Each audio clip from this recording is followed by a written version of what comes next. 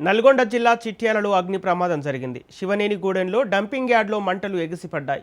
గ్రామాన్ని పొగ కమ్మేసింది. స్థానికులు తీవ్ర భయాందోళనతో చెందుతున్నారు. ఫైర్ సిబ్బంది మంటలు ఆర్పేందుకు ప్రయత్నిస్తున్నారు.